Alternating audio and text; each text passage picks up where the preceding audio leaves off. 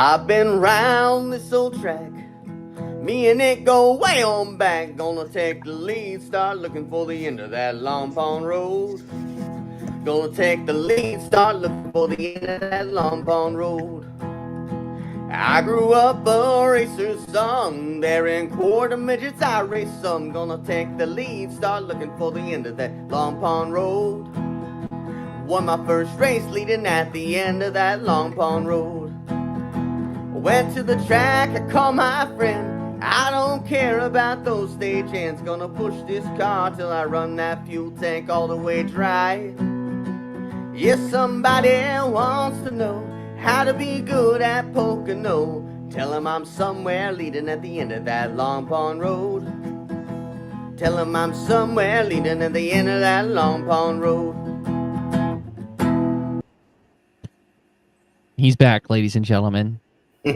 Michael Massie with another banger. After you know what, you listened to the show last week. I filled in for you. I did the song to Go Cubs Go. I figured, I have a new respect for you.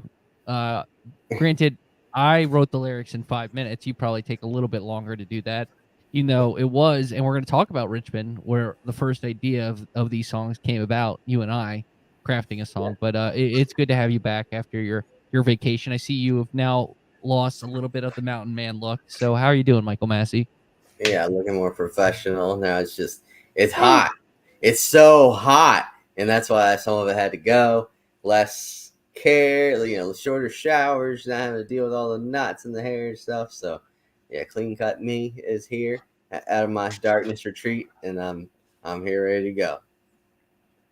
And as always, welcome into the Happy Hour podcast. Caleb Barnes also here as well.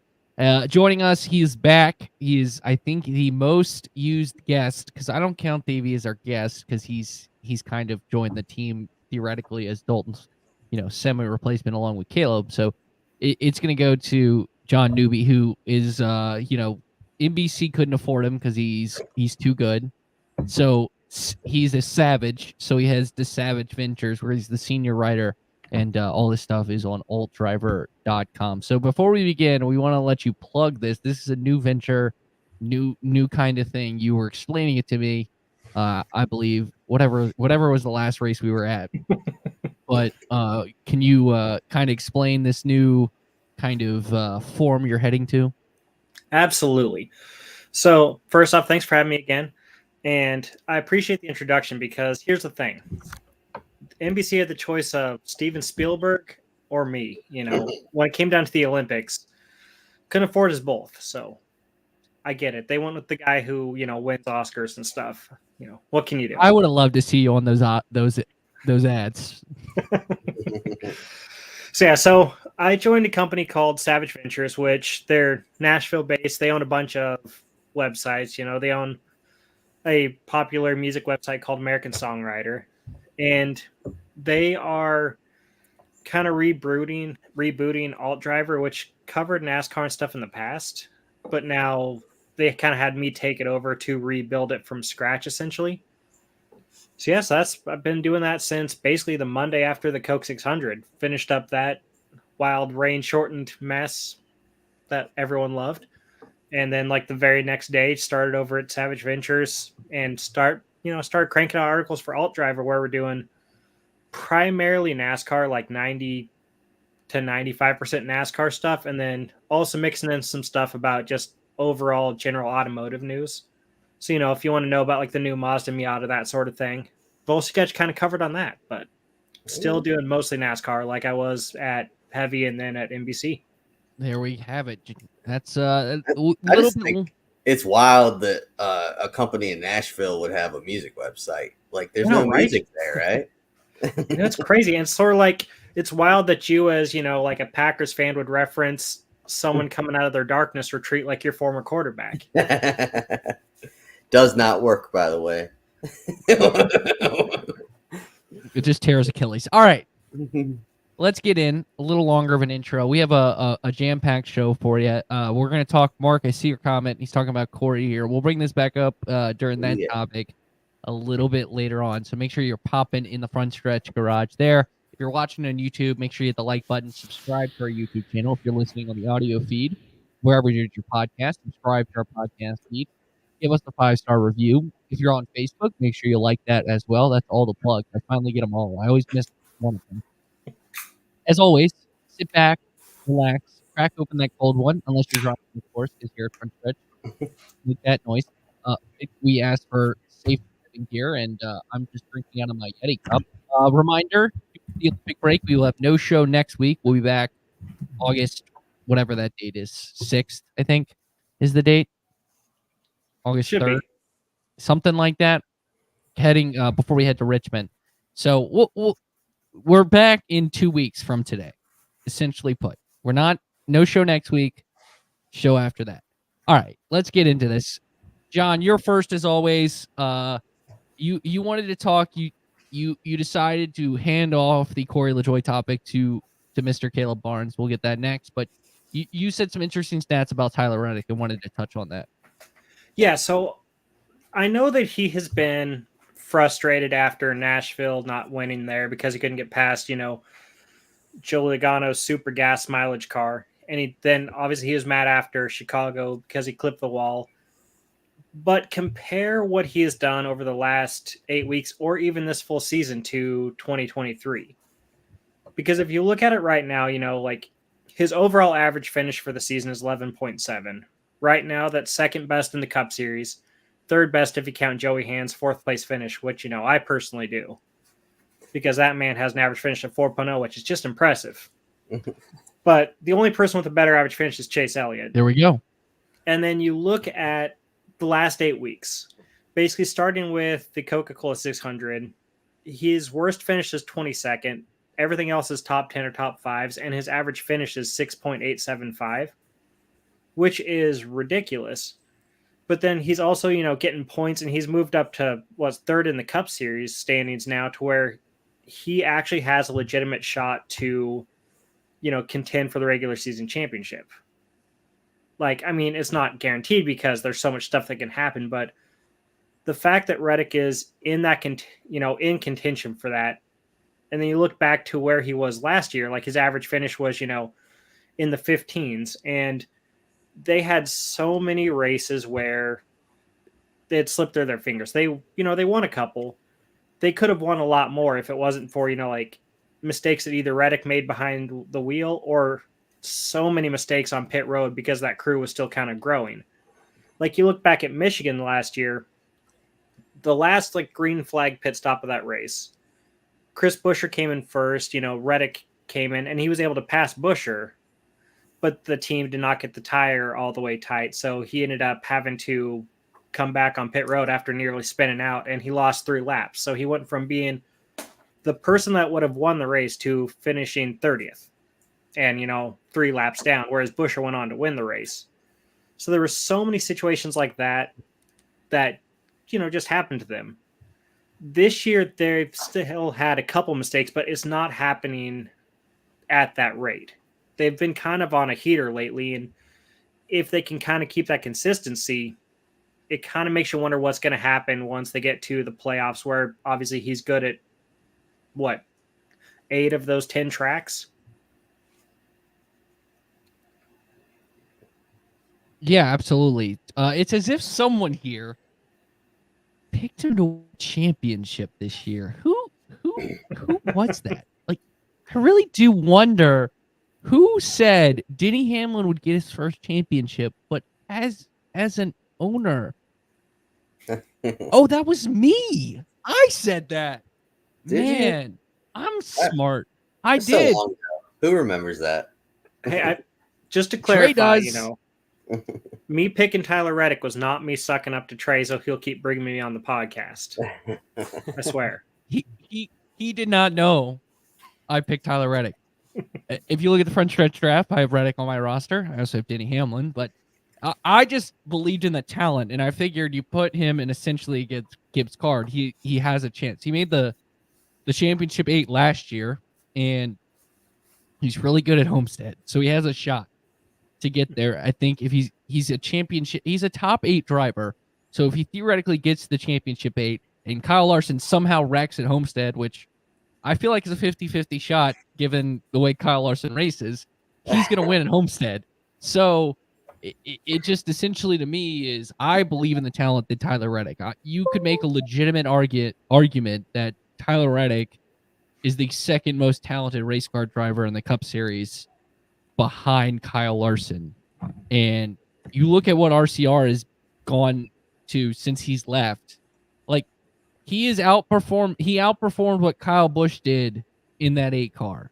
And it's Kyle Busch we're talking about. And now he's performing just as well as the Joe Gibbs Racing team at 2311. He's the clear number 1 at 2311. And it's not like, I give Bubba a lot of credit. I think the second 2311 car has been good this year, but Reddick is taking a really good car and made it exceptional. And that is his true talent. And Caleb, I would love to get your thoughts. I think Reddick truly is a championship contender. I am not shocked by this sort of run, and I would not be shocked if he continues this into the playoffs where he's a real threat for that championship. Yeah, I put Tyler Reddick in the same category as like a 2017 to 2019 Kyle Larson, where got all the talent, but is still trying to figure out some of those things. And I think they have very similar driving styles coming from the dirt background. They're both super aggressive.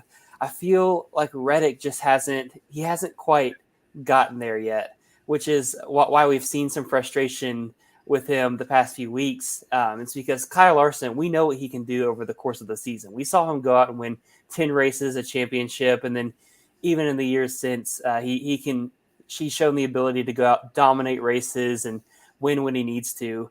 But Reddick, he's with a really great team. He's in a great spot with Toyota, and they've been really good this year, but he hasn't shown that ability to quite take over the race like a Denny Hamlin, like a Kyle Larson, and to hang on and win those races. But I think he's getting very close. I know you mentioned the team issues a little bit last year as well. It's partially, sometimes it's on Reddick, and then he'll be having a great race, and then the team might slip up. It feels like the team's been a lot better this year, and Reddick's just been so close to closing out some of these deals.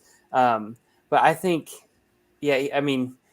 we'll see how deep of a run he makes into the playoffs. It feels like last year, I feel like I remember the 2311 cars, Bubba Wallace and Reddick, running really close to one another on track and finishing close to each other.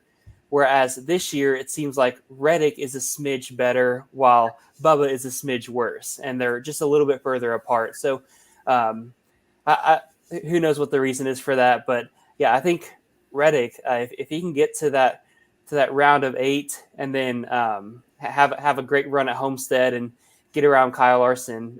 He was really good at Phoenix earlier this year as well. So it's like him and Bell are the two dirt guys. Bell I feel like is as good as he was on dirt, as good as he is. He's like slightly less aggressive, maybe less of a risk taker. But Reddick, if he can, again, this championship format is all about peaking at the right time, right? So if we get down to these final 10 races, if Reddick can flip a couple of these top 5s, top 3s, top 2s into wins, he could become very deadly very quickly. What do you think, Massie?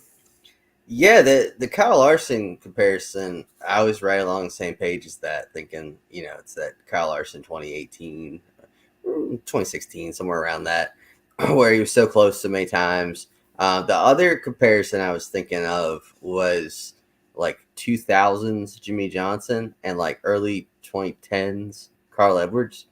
And just because those guys, it seemed like whenever someone was winning their first race or like first race in a while or underdog win, that'd be the guy they'd beat. Yeah, I think of like Carl Edwards' first win, he's beating Jimmy Johnson. I think of like the Daytona 500 Trevor Bayne won, he's beating Carl Edwards. The David Reagan win where David Gilliland, almost said Todd Gilliland, was pushing him. They beat Carl Edwards. Where there's so many races, like those guys both ended up with a ton of wins in their career, and like could have had even more if they closed the deal on some of those other ones and broke the hearts of some of these guys that hadn't won a whole lot. So my point is, like, Reddick's that guy right now that you gotta beat. If Like, if you're going to win, he's the guy you got to go through. And I think that's a pretty good space to be at. And with those other guys, it led to them winning a lot of races because they're always in position. So, like, he will get his. Maybe not this year. I mean, I think he'll win a couple races this year. But I think down the road, it wouldn't surprise me if he reeled off one of those, like, 8 to 10 win seasons at some point in his career. Because, Trey, you said he's the second most talented driver. I definitely put him in the top 5 right now. Like, so much talent. Just needs to clean up some of those mistakes, like hitting the wall there at Chicago. And he'll be one. He could be like the next superstar in NASCAR because he's got a great personality. Like, he's a really likable guy. He also has like the most notable win of the season, just because Michael Jordan was in victory lane. That is true. And he's also, so he's got the Michael Jordan like fame backing him, I guess. And then also, but he's still super down to earth, like just a regular guy. So I think he's really good for the sport and will be really good for the sport when these close calls turn into wins, and they will turn into wins. Yeah, absolutely. And before we wrap up this topic, Mark, with an interesting question, do you consider the regular season points winner the champion, or the Final Four where you have a 1-in-4 shot at being a champion? I think we've gotten to the point, and we did it with the Front Stretch Awards, and obviously winning the regular season title might become, it's kind of been a new thing in the last couple of years. Like, the first time I remember is 2020 with Kevin Harvick being like a true like award, quote unquote. But I think over time that might be a more thing. But I think over time, to add to this, and maybe the guy who's best on points throughout the season, I think last year would have been William Byron. It's more of like, who's the driver of the season and then who's the champion. Because there's last couple of years, maybe outside of 21, the driver of the season was not the champion. And I think that's what is probably going to happen over time, is kind of that distinction. Well, I think you look at the NFL, the 2007. What do you guys think? I think look at the 2007 Patriots. I feel like we remember them more than the 2007 Giants, right? And the Giants won the Super Bowl, but Patriots was 16-0. Like, that was an impressive season. So I think that we're not giving enough props to the driver that wins the regular season title right now. I think that will evolve over time, as you're saying, just because it's still kind of a new concept to have a regular season champion. But yeah, I don't know. It's a tricky thing. We'll remember like the great seasons, like Kevin Harvick 2020. That's an all-time great season, regardless of if he won the championship or not. But still, you gotta have that hardware. Like, you're gonna hold against him that he didn't get the hardware at the end of the season. So it's kind of a mixed bag. I think both deserve credit for sure. I mean, I think that there is some prestige to winning the regular season championship, because what all kind of like old school NASCAR fans wanted is that season long format where it rewards that consistency, rewards the people who show up each and every week. If you win that regular season championship, you're always in contention. You're always, you're not a flash in the pan or whatever, phrase you want to use. Like, you're going to be there at the super speedways, the road courses, the short tracks, the intermediates. You're going to be there every single week, putting yourself in position to get the points you need, to get the wins you need. And you have to reward that consistency. And it's a lot easier when it is, like Kyle Busch in 2019 or Truex in 2017 or Larson in 2021, where they clearly were the best drivers all year long. And then they went and got, the regular season championship and the win in the, season finale. But I do think that it's worth highlighting people like Harvick, along those lines, those guys who were good all year long. Yeah, I go back to so Massie thinks about the football NFL, being in Kentucky right now and being a Kentucky fan growing up. I think about the 2015 Kentucky season when they went 38-0 and had the best team throughout the year, but then the NCAA tournament is so hard to win. But that's why I think with the way that we've got the playoff format right now, it rewards consistency throughout the season. And like we saw Truex really, as much as he struggled through the opening rounds last year, he was able to go deeper into the playoffs than maybe some of the other guys who ran better but didn't have the points. So I think I do like it's a lot of things to consider, and maybe it's not like, oh, this guy dominated and got the flowers he deserved at the end of the season, but I think it is a fun system that definitely adds some drama to the end of the season. Well, speaking of drama, we have drama in the comments between Mark and Juice48. Sorry, bud. I don't know your name. But, obviously Mark is clearly taking Corey's side here, or Kyle's side here, and saying Corey should have got a penalty, while Josh thinks no intent was taken. They're going off in the comments. So let's have this discussion. Caleb, the floor is yours. Yeah, so let's talk about Corey LaJoie and Kyle Busch. For starters, they're having such I feel like they're having two really similar seasons in the fact that they've had these expectations, and they are clearly absolutely, not only are they not meeting them, they're way short of what they are. Kyle Busch is usually known for competing for races, and sure, his time at RCR, he won the 3 races early last year, but then kind of slid back at the end of the season. But then this year, they've been nowhere close to the front. He's DNF'd in 5 of the last 7 races. Very un-Kyle Busch-like.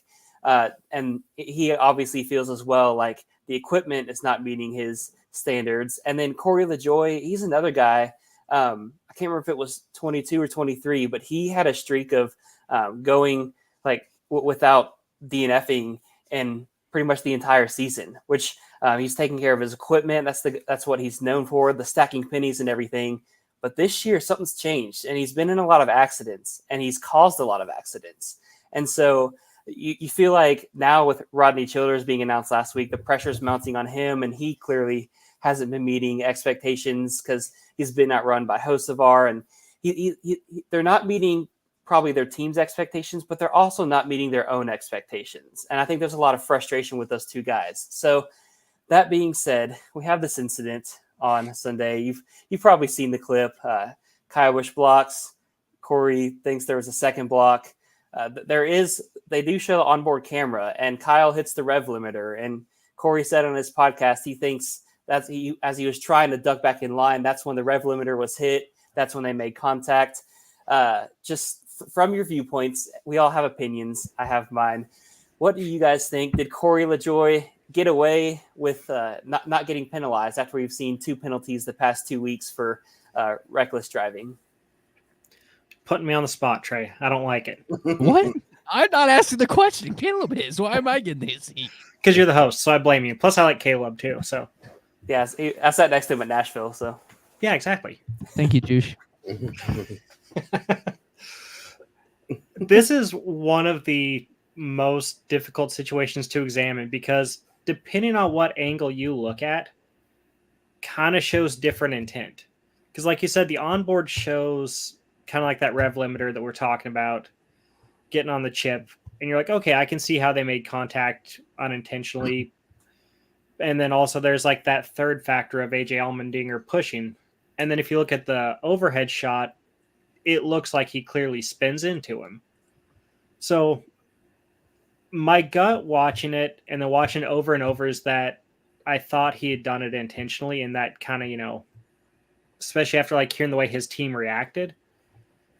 I know that's a very difficult thing to judge the intent of somebody because, like Massie could do something. And I could be like, oh, well, he's a Packers fan. Obviously he's doing this. He's the worst. And I say that as a Vikings fan, but like, obviously you don't know what's in someone's heart, but visually it doesn't look great. And I will say that I thought it was interesting when we talked to Elton Sawyer this morning at the NASCAR production facility that he specifically said that the radio communication played a factor because they could hear, like Ryan Sparks saying that Kyle got what he deserved, but they said like Corey not saying anything. It didn't fully take away the blame, but it made it seem less intentional because normally, I guess, when someone does something, they're like, oh yeah, screw that guy, whatever. So I thought that it was very interesting how they had the radio playing so much of a role in whether or not it was a penalty.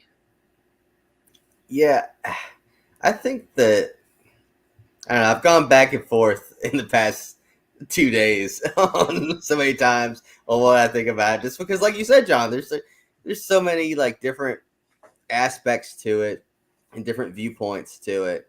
I'm actually right now in this moment, I'm glad that Corey did not get penalized because I think it's just kind of a racing deal. Look, I think he meant to hit Kyle. I don't think he didn't mean to wreck 6 cars. Like, nobody means to do that. But it's just the whole deal. I think Kyle threw a really aggressive block, and that made him mad, made him lose his cool for a second. And he's like, I'm going to knock him out of the way that next corner. I think Kyle was already out of shape from their first hit, the first block, and it just didn't take much to send him going. It's a bad look, and it's one of those deals where I think if Corey hadn't caused a lot of wrecks this year, he wouldn't be under such a big microscope for this, because you'd be like, well, he doesn't have a reputation for doing that. But like this year, he kind of does have that reputation, so it looks bad on him. So, I kind of look at it as like, it's not too different. I know it's completely different situations, but not too different from Iowa, where Daniel Suarez wrecked Kyle Larson, right? He had this aggressive, probably too aggressive racing. Kind of did something dumb. I don't think he meant to wreck him, but he did something dumb and got into him. I think that's what happened with Corey. So I'm glad that there was no penalty. I think this is a situation where the drivers should police it themselves. And let's not forget that Kyle intentionally wrecked someone back at North Wilkesboro and got no penalty at all. I'm talking about Stenhouse Jr., of course. He got a clean punch to the face. And that's the thing. It's a driver policing it. So Kyle, it's now in Kyle's hands. And the fact that Kyle said basically nothing in his interview post-race. Are you shocked by that?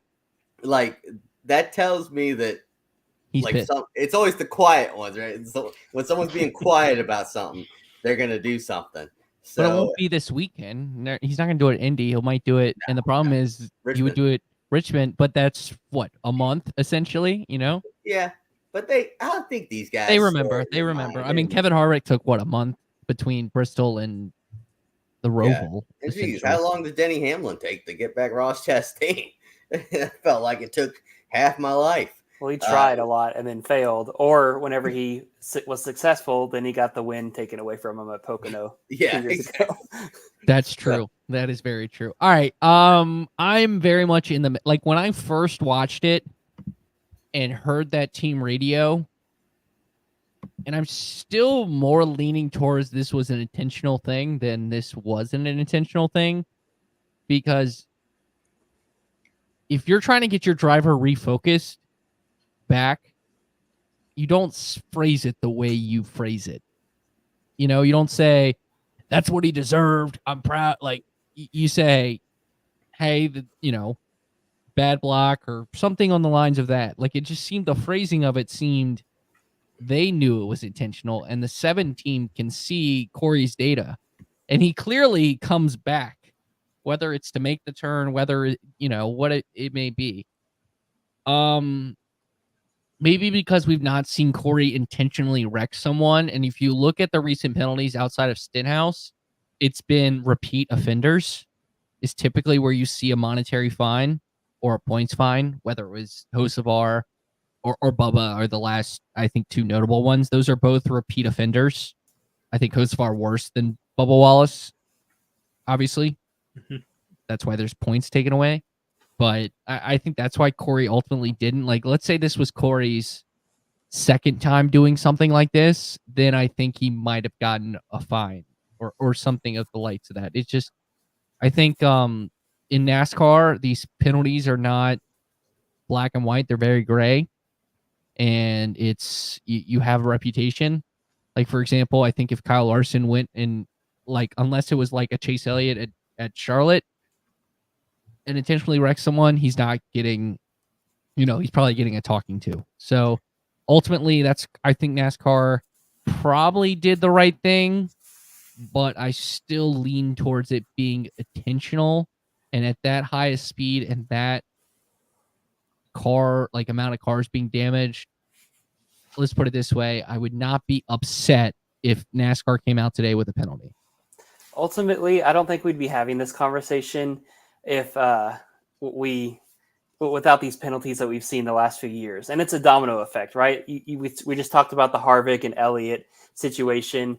I mean, if something like that occurs today, does Harvick get a penalty? Like, you got to think about that, because in 2022, when this car came in, we started seeing the injuries. That's when we're like, oh, these crashes, like they're very dangerous. These drivers are being put in sincere harm's way again.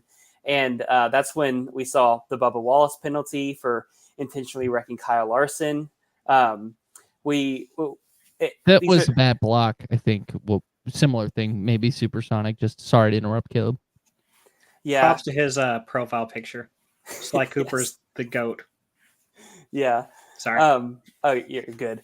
But yeah, we saw that domino effect start with the Bubba Wallace penalty, and then Chase Elliott follows suit. And then we've seen even more penalties this year for aggressive driving. And NASCAR's kind of putting themselves more in these positions to make balls and strikes calls. And even a lot of times it kind of depends, like you're saying, Trey, if it's a repeat offender, or maybe even like we saw last week, like what's the outrage on social media? Like, I feel like that played a lot into just the visibility of Bubba Wallace's contact played a lot into the penalty last week. So I think if we went back to boys have at it, we probably wouldn't be having this conversation. But also, I think there could be a possibility where like NASCAR tries to police these incidents into more during the races. But even then, I don't know that I would like that, because you have a guy causing a crash and then you're having to sit down and be like, well, do we have to hold this guy for a lap, or what should we do because this guy caused a major crash that might or might not have been intentional? So there's a lot of things. John, do you have anything else to add? I do, and that is something that kind of Trey mentioned, and then you also reinforced the fact that it is kind of that domino effect with the repeat offenders. That is something that Elton Sawyer specifically mentioned today when he was talking about Lane Riggs. Like back at Nashville, Caleb, you and I were at that race. They held Lane Riggs 2 laps for reckless driving. He said the reason that they'd done that is they had talked to Lane multiple times before about, hey, don't drive like this, don't do these incidents on the track. And that did not work to their satisfaction. So they said, okay, now we're going to park you for 2 laps. And then one thing Elton said is now it's reached that level where if Lane Riggs does something that they find over the line, now they're going to fine him or, go points depending on how severe it is. So it is that repeat offender gets more attention put on them and their actions on the track. Moving to our next topic, we're breezing through these, folks. Massie, you brought up a really good point. There are some rumors this week about maybe the next car for 2311. I think maybe Haas is announcing their drivers this week. But there's some really good prospects still available that may not be moving to a desired level in the near future. So you want to touch on that? Yeah, so I saw a tweet saying, I haven't listened to Door Bumper Clear this week yet, but I saw a tweet saying that they talked about on there that that sounds like Corey Heim will be back at TrackCon again next year, and it makes it sound like Riley Herbst will be the third 2311 driver next year. And so, like, if you were to ask me who are the best 3 prospects in Xfinity and trucks right now, I would say Corey Heim, no question. Austin Hill, and probably Chandler Smith. Like, those guys are all really good.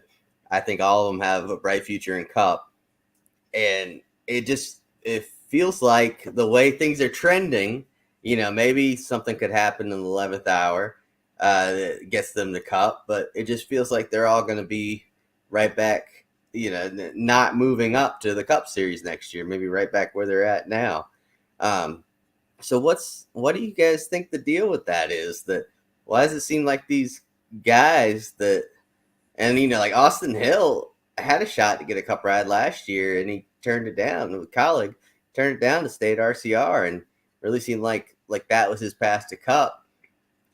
So and it seemed like Chandler, him joining Joe Gibbs Racing, like he had to have been thinking, Truex or Denny are going to retire down the road. That's my shot to get in a really good Cup car. They bring in Chase Briscoe instead. And then Heim, I think everybody, with him making Cup starts for 2311, it seemed like that was the logical thing for him to get that bump up with them.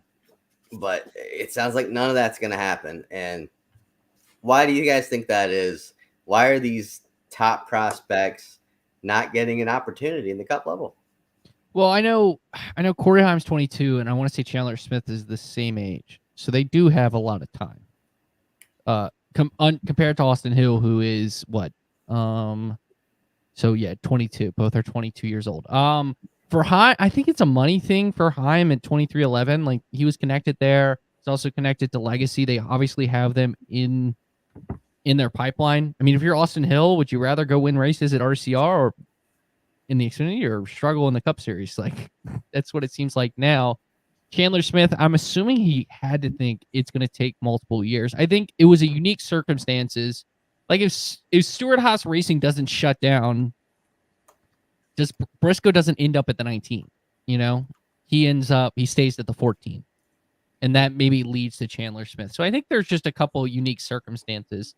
I think the relationship Riley has with Monster, and then obviously the relationship 2311 has with Monster is leading towards the obvious connection there.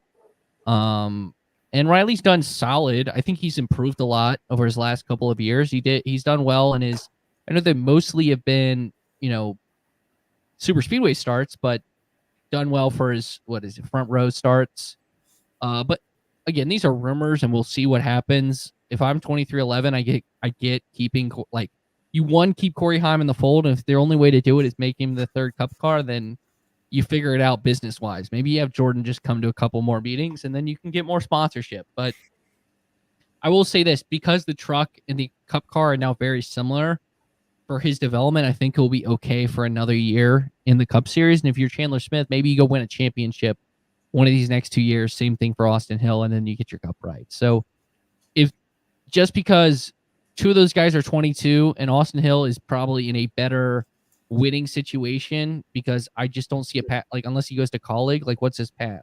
Like that might be the only one sitting here where it's like, all right, he's stuck in Xfinity right now. But the other two are still 22 years old, Josh Berry was 31 when he got, as a rookie. So they got time. And to your point, I mean, like you said, Austin Hill, he deliberately turned down that opportunity to stick with RCR, which I think that he sees a path where, he can take over either Kyle's car after next year or Austin Dillon's car after a couple years down the road and keep contending for wins, because he is so good in the Xfinity car. I mean, because he can win everywhere. He hasn't won a road course race yet, but he's been close. And you look at like all the different things he can accomplish. Yeah, like Colleague, they have been open. They're not where they want to be, even though they have that RCR alliance. Like they're just struggling across the board, whether it's in Xfinity or Cup. So being able to win races probably was a lot more appealing to Austin Hill. And then, yeah, the other part is there's just not a lot of availability in the Toyota pipeline. They have some amazing drivers coming up the road. I mean, like even looking further down the road, William Sawalich, I mean, he turns 18 this year.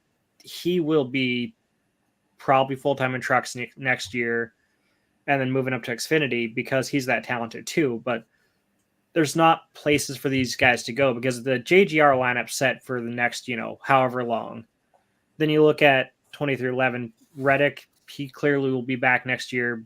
Bubba doesn't have his contract yet, but they expect him to be back next year. Legacy, that's a little bit more, it's less set. But it's like, unless one of these guys gets that third charter for Heim or Chandler Smith, they have no options because there's just not a lot of Toyotas. And it's just a rough situation for them to be in, but where they're at, they can win a lot of races. So it's not a situation like Nemechek back when he went to front row back when they were struggling. And they're like, oh, hey, Nemechek, you're going to drive the 38. You're not going to do a whole lot with it because we just aren't at that part as a company where we're in contention yet. So at least these guys can go, chase championships, chase wins, kind of get more confidence racing against, different competition each week. Because while it's not the old days with Cup, what is it? Used to be like 10 Cup drivers would be in every Xfinity race every week.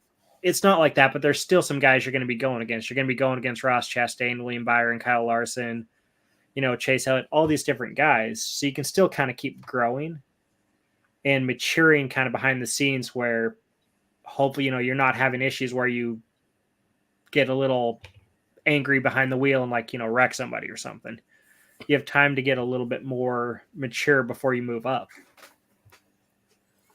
Yeah, I think there's a couple reasons we haven't seen, or we see these guys seem to be stuck. For starters, Trey, you mentioned how similar these trucks drive now to the Cup cars. We saw a couple guys leapfrog from the trucks to the Cup Series, and it seems like that's kind of stuck some of these more tenured Xfinity guys, like an Austin Hill, like a Chandler Smith. It's kind of put them stuck for an extra year or 2 or 3 in the Xfinity Series, just because it is so different.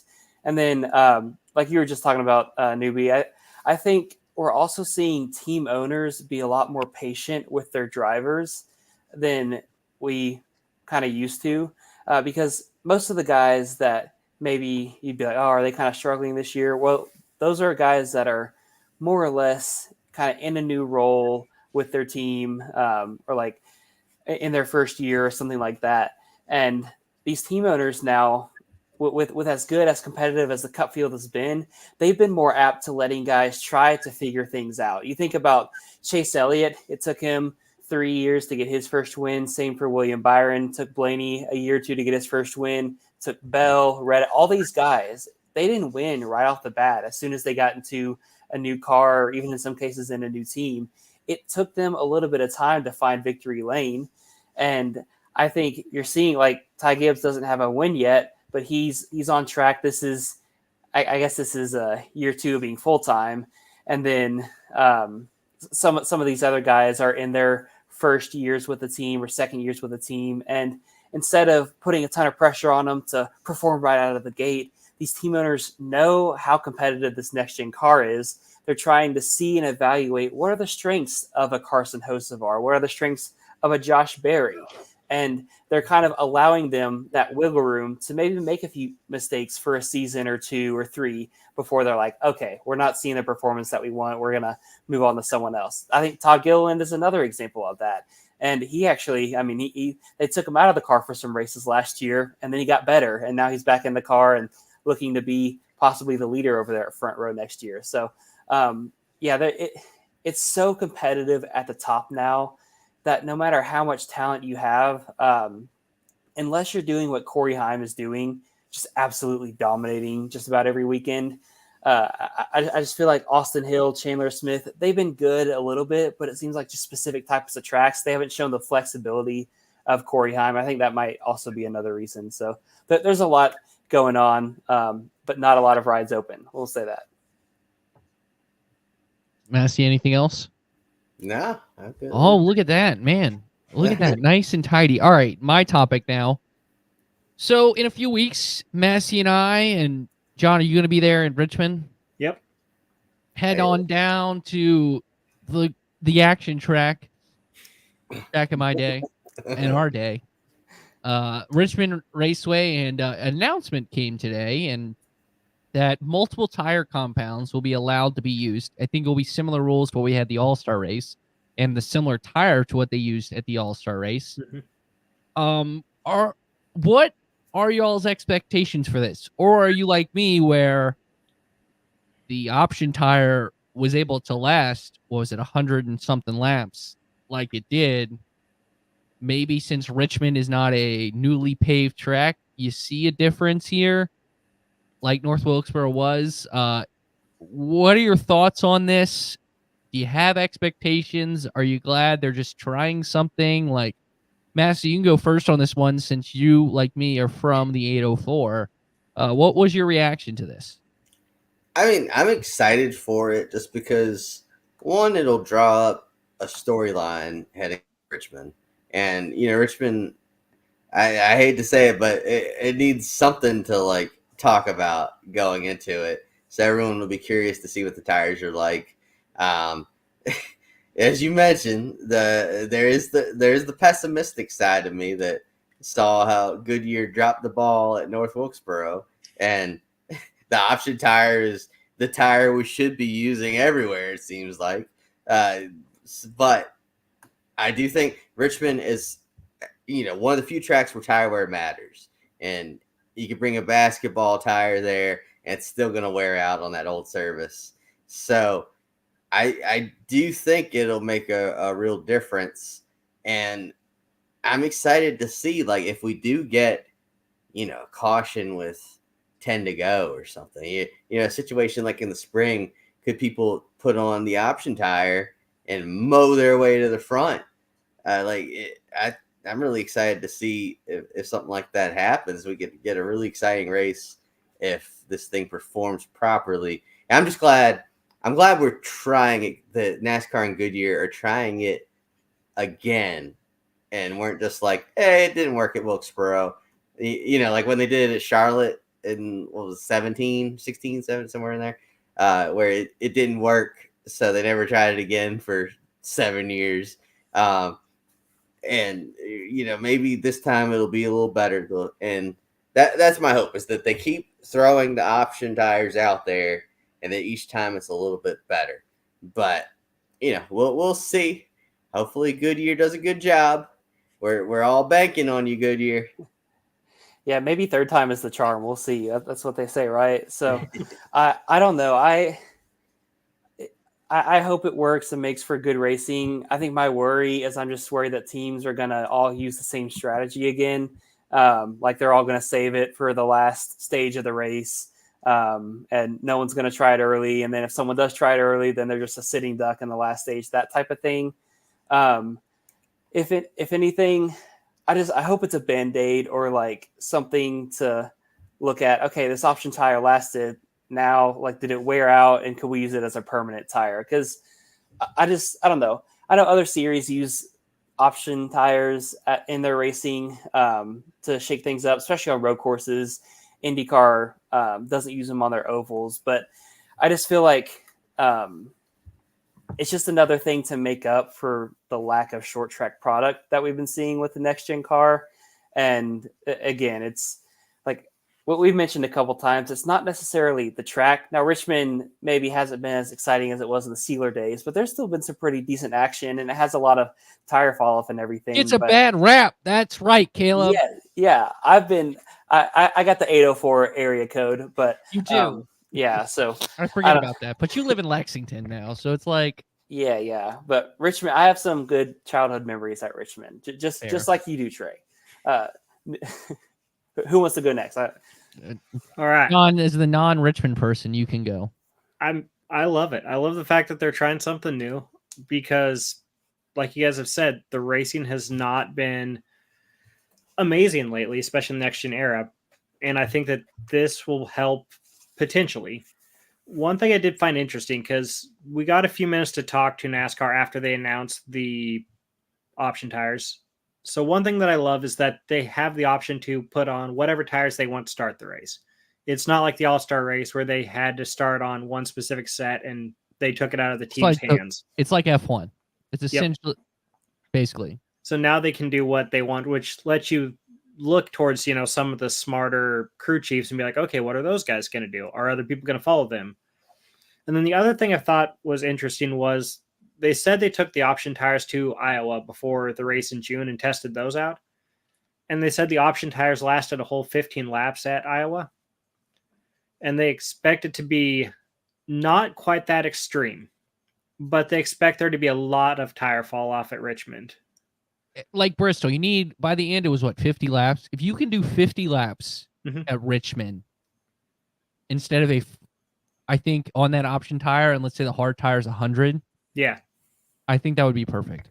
Exactly. So if we can get the tire fall off that they're promising, and also one thing is, like Goodyear, they had a lot more lead time to get all the tires ready for this race weekend than they did North Wilkesboro. So if it works out the way they hope, and if it works out the way that they're kind of not promising, but kind of being optimistic about, I think it could make for a lot of really fun racing, especially when you look at the veterans like Denny, like Brad, like Martin, guys who are so used to managing their tires, knowing like, hey, I can't go balls to the wall right now. I need to chill a little bit to save these tires, and then I can go show these young, kids up. And I think it'd be a lot of fun. Richmond will be good too because it's been prone to the long run. So I think that'll be a good at least testing ground. But again, if it shows a ton of fall off, I'm almost like prone to be like, well, why not just use it as our main tire? But that's just me. Don't worry, Massie's already ready to cook up a fire column about that. All I have to say is, dear 8-pound, 6-ounce newborn infant Jesus, don't even Happy know a birthday, word Ricky yet. Bobby. Don't know a word yet. Please have some tire pull off at Richmond. Thank you, Mr. Newby, for knowing where that was from. Happy birthday, Will Ferrell. Yeah, I did see it was his birthday earlier. But yeah, I was just gonna add that if they do all end up on the same strategy, the option tire could still be interesting in that, as John was pointing out, like you could have the guys that manage it better. Like you could have at the start of a run, a young hot shot like Carson Hocevar blast through the front. Ty Gibbs. That's what Ty Gibbs did at Bristol. Yeah, Ty Gibbs, exactly. And then 20 laps later, Denny Hamlin and Truex, all those guys are just steamrolling past them because they took care of their stuff. So there's ways it could still work even if it doesn't work to the desired effect. So I'm glad we're at least trying something. Yeah. Well, and Richmond also, again, gets a bad rap. I always enjoy the aspect of tire strategy at Richmond because everybody always tries to do the undercut and pit first and then leapfrog a bunch of guys. But I loved watching the Adam Stevens, the Chris Gabehart pit Bell or Hamlin later, and then watch those guys over the rest of the run. They have carved through the field. Yeah, like they slow. And then what happened? Like in the spring, there was a caution in the second stage and the third or the first stage, whatever, and everybody just chose the same strategy at the end because they didn't want to get caught out again. But I don't know. That again, that's just me.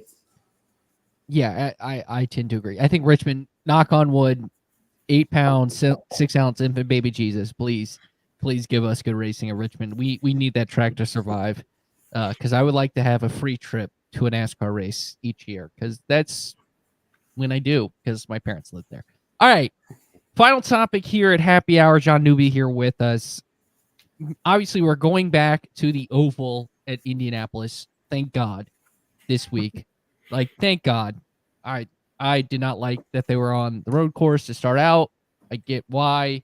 I think the racing, given this car, is going to be pretty interesting. So I think this is also a theme of the week because I get to mention I beat Brian Nolan 74-19 in this video game, EA College Football 25. And as Massie can attest to, I called my shot. I said I'd put 70 on him, and I did. I figured I have to mention that.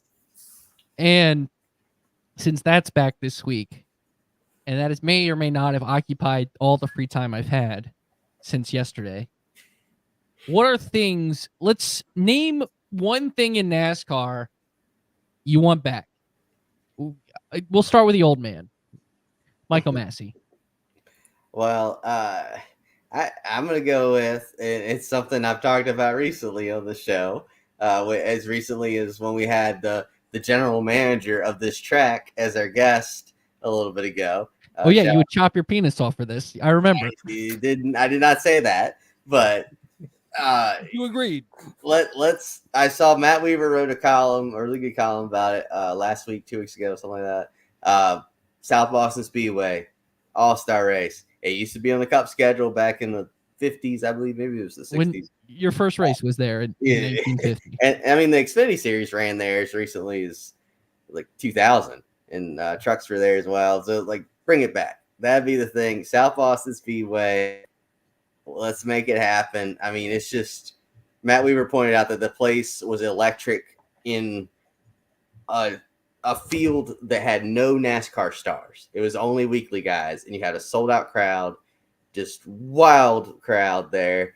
So imagine what a Cup field would do to that place. Let's bring it back. There we go. I'm not shocked by that. Caleb? I'll go with along Noah's lines. Maybe it's just because I was a teen during these days, but the Gen 6 car, I have some nostalgia for that. But specifically the 2014, that's the one everybody always posts the clips from Auto Club and from Chicagoland. And I remember like seeing a video of like just a test at Indianapolis, since we're going back there this weekend, of one of those Gen 6 engines from 2014 just screaming down the front straightaway, barreling over 200 miles an hour.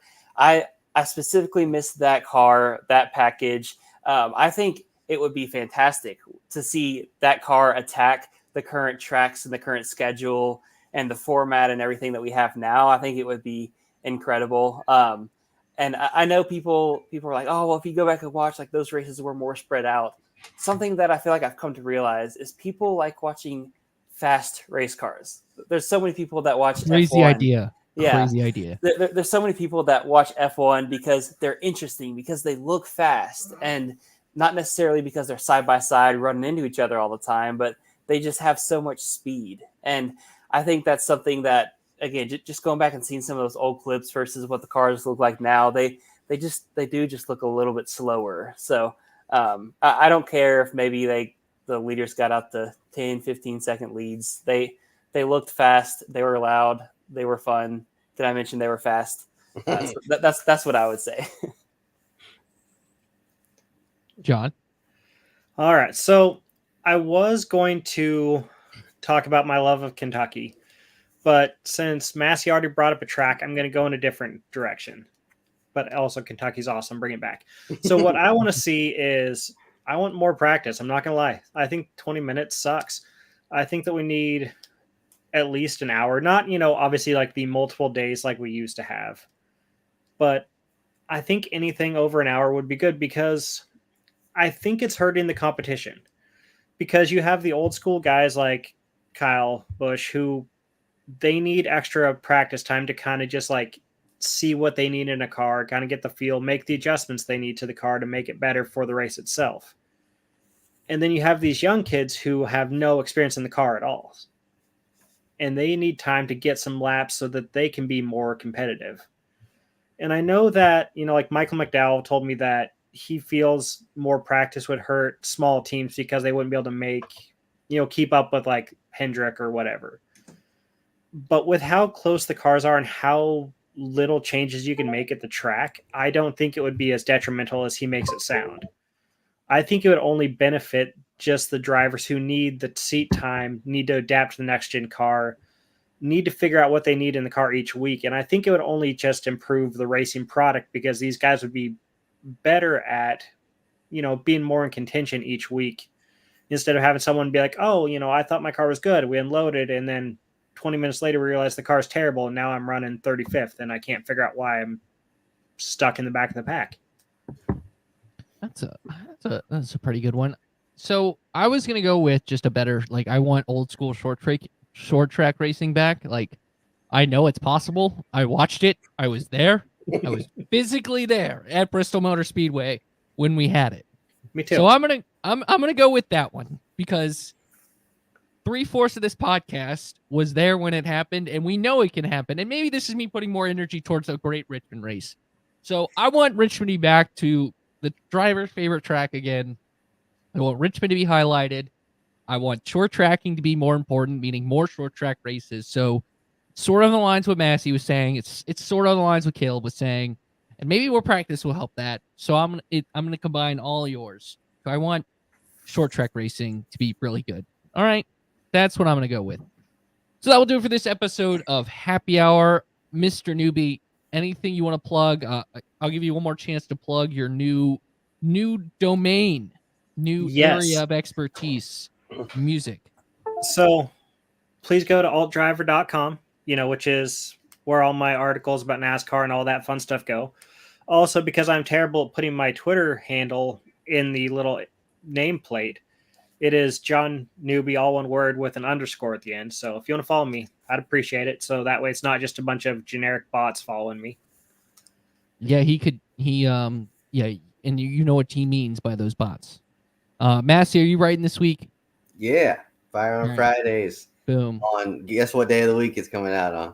Thursday. It might be posted at like 11 p.m. Thursday, but Then I'm right. Caleb. Yep, right. And thinking out loud this week, trying to decide if I'm going to go to Indianapolis and then huddle up at a McDonald's afterwards or something. So, Or a Long John Silver's. hey, there's nothing wrong with a Long John Silver's. Don't judge. When you got to do a whole game show, it might be a problem. But Hey, that's not your fault. I was driving back from the racetrack that day. No, it's not your fault. It's Brian. It's Brian Nolan's fault. All right. yeah, everything is. Everything is Brian Nolan's fault. At the end of the day, if the racing is bad, blame at the Brian Nolan. All right. Hey, the word on the street is Caleb's fingers are still greasy from that Long John Silver's. Y'all didn't see it. He was engulfing fish fillets like that whole show. All right. I don't even have a defense for that. As for me, I have to sit on a computer tomorrow, tomorrow is when we record with Michael Massie, co-host, Bring the Heat with Brian Nolan. The interview is TBD because we got to confirm it. But hoping to get a good guest. We have it lined up for that. And that will do it for this episode. Make sure if you're watching on YouTube, subscribe to the YouTube channel, like this video. If you're watching on Facebook, make sure you like the Facebook page. If you're listening to our audio stream, thank you so much for listening to our podcast stream. Podcast only listeners, subscribe to the Front Stretch Podcast Network. Make sure you rate us 5 stars. 5 stars, please. And you know what? Share it with a friend. So thanks so much for listening to this episode of Happy Hour. Adios, everybody. Have a good week.